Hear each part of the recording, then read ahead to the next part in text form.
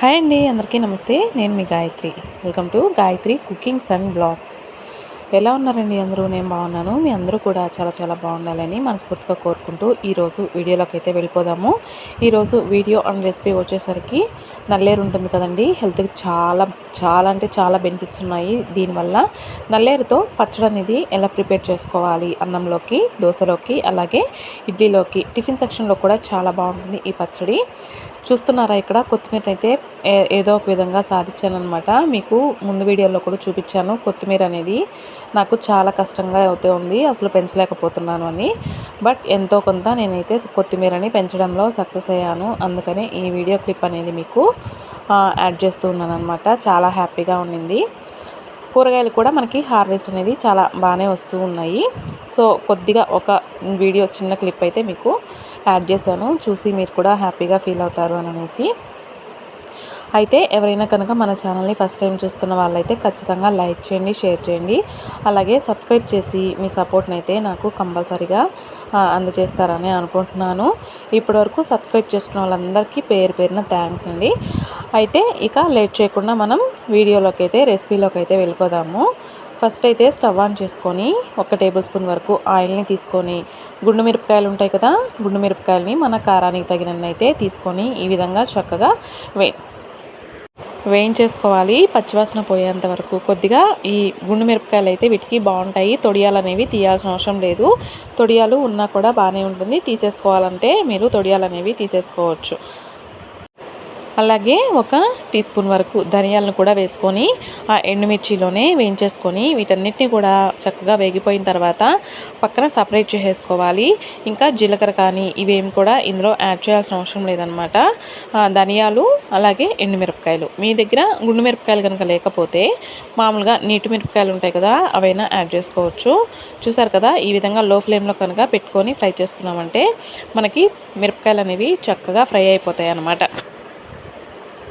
ఇప్పుడు వీటన్నిటిని తీసుకొని సపరేట్ చేసేసుకొని కొద్దిసేపు చల్లారనిచ్చుకుందాము. ఈలోపు ముందుగా కట్ చేసి పెట్టుకున్నటువంటి నల్లేరు ఏదైతే ఉందో దాన్ని కలర్ అనేది కొద్దిగా చేంజ్ అయ్యేంత వరకు చక్కగా వేపేసుకోవాలి ఆయిల్లో. ఈ నల్లేరుని కట్ చేసేటప్పుడు ఒక చిన్న టిప్ అండి, సిజర్తో కట్ చేసుకోండి. లేదు అని అంటే ఆయిల్ ఉంటుంది కదా, ఆయిల్ అనేది చేతికి అప్లై చేసుకొని కట్ చేసుకోండి, బాగుంటుంది. ఇప్పుడు అలాగే ఒక చిన్న నిమ్మకాయ సైజ్ అంతా చింతపండు కూడా యాడ్ చేసుకోవాలి. ఇదిగోండి, వీడియోలో చూపిస్తున్నట్లుగా ఈ విధంగా కలర్ చేంజ్ అయ్యేంత వరకు నల్లేరుని చక్కగా వేయించేసుకోవాలన్నమాట. ఈ విధంగా వేయించుకోవడం వల్ల నల్లేరు పచ్చడి చాలా బాగుంటుంది. పచ్చిగా ఉంటే అసలు బాగోదన్నమాట. ఈ విధంగా ఫ్రై చేసుకుంటే బాగుంటుంది. ఇప్పుడు ఇవన్నీ చల్లారిపోయిన తర్వాత ధనియాలు అలాగే మిరపకాయలు ఇవన్నీ కూడా కల్లుప్పు యాడ్ చేసుకునేసి చక్కగా ఒక్కసారి మిక్సీ చేసుకోవాలి. అందులోనే మనం ముందుగా పక్కన పెట్టుకున్నటువంటి నిమ్మకాయ సైజ్ అంతా చింతపండుని అలాగే కొద్దిగా వాటర్ని కూడా వేసుకొని మరొకసారి చింతపండు అనేది చక్కగా మెత్తగా మెదిగిపోయేంత వరకు మరొకసారి గ్రైండ్ చేసుకోవాలి. వాటర్ని కూడా యాడ్ చేసుకొని ఈ విధంగా గ్రైండ్ చేసుకున్న తర్వాత మనం వేయించి పక్కన పెట్టుకున్నటువంటి నల్లేరుని కూడా ఇందులో యాడ్ చేసుకునేసి ఈ మిక్సీలో చక్కగా గ్రైండ్ చేసుకోవాలి. మరి మెత్తగా గ్రైండ్ చేసుకోవద్దు. మీకు రోలు ఫెసిలిటీ కనుక ఉంటే కంపల్సరీగా రోల్లో చేసుకోవడానికి ట్రై చేయండి. రోట్లో కనుక రోటి పచ్చడి కనుక చేసుకున్నామంటే మనకి ఈ పచ్చడి అనేది ఇంకా టేస్టీగా ఉంటుందన్నమాట. ఇదిగోండి, ఈ విధంగా గ్రైండ్ చేసేసుకుంటే సరిపోతుంది. ఇప్పుడు ఉప్పు టేస్ట్ చేసుకొని ఒకసారి చెక్ చేసుకొని మళ్ళీ ఉప్పు సరిపోకపోతే ఒకసారి గ్రైండ్ చేసుకుంటే సరిపోతుంది. ఇప్పుడు తిరగమాతకి మనం మరో ప్యాన్ పెట్టుకొని నువ్వుల నూనె ఉంటుంది కదా, అంటే మంచి నూనె అని కూడా అంటారు. మంచి నూనె కనుక దీనికి తిరగమాత పెట్టుకున్నామంటే ఆ వాసనకి పచ్చడి తిరగమాతకి చాలా అంటే చాలా రుచిగా ఉంటుంది. రైస్లో కలుపుకున్నా కూడా మనము 2 టేబుల్ స్పూన్ల వరకు మంచి నూనె వేసుకునేసి ఇందులో మినప్పప్పు అలాగే ఆవాలు ఇవి 2 వేసుకొని చక్కగా వేయించేసుకోవాలి. ఇంకేం వేయాల్సిన అవసరం లేదండి. జీలకర్ర కానీ ఇలాంటివి ఏమీ వేయొద్దు. ఆవాలు అలాగే మినప్పప్పు ఇవి 2 అయితే సరిపోతాయి.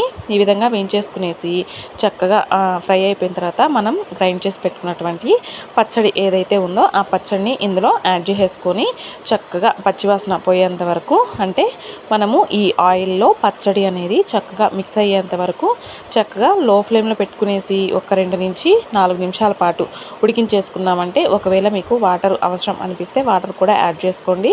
ఇప్పుడైతే మొత్తం కలుపుకునేసి మనము స్టోర్ చేసుకున్నామంటే ఇది అయితే ఎక్కువ రోజులు ఉండదండి. మనం మార్నింగ్ చేసుకున్నామంటే మరుసటి రోజు మార్నింగ్కి అంటే 24 అవర్స్లో మనము కంప్లీట్ చేసుకోవాలి నల్లేరు పచ్చడిని, అలా అన్నమాట. ఇక పచ్చడి అయితే ఇలా మనకి చక్కగా రెడీ అయిపోయింది. ఈ స్టేజ్లో మీరు ఉప్పు కనుక సరిపోకపోతే ఈ స్టేజ్లో యాడ్ చేసుకుంటే సరిపోతుంది. చూసారు కదా, నల్లేరు పచ్చడి అనేది చాలా ఈజీగా, హెల్త్కి చాలా మంచిగా మనం ఈ విధంగా ప్రిపేర్ చేసుకొని రైస్లోకి కలుపుకొని తిన్నామంటే చాలా రుచిగా ఉంటుంది. ఈ రెసిపీ మీ అందరికీ కూడా నచ్చుంటుంది అనుకుంటున్నాను. మీ అందరికీ నచ్చుంటే లైక్ చేయండి, షేర్ చేయండి, అలాగే సబ్స్క్రైబ్ చేసుకోవడం మాత్రం అస్సలు మర్చిపోవద్దండి. Thank you for watching.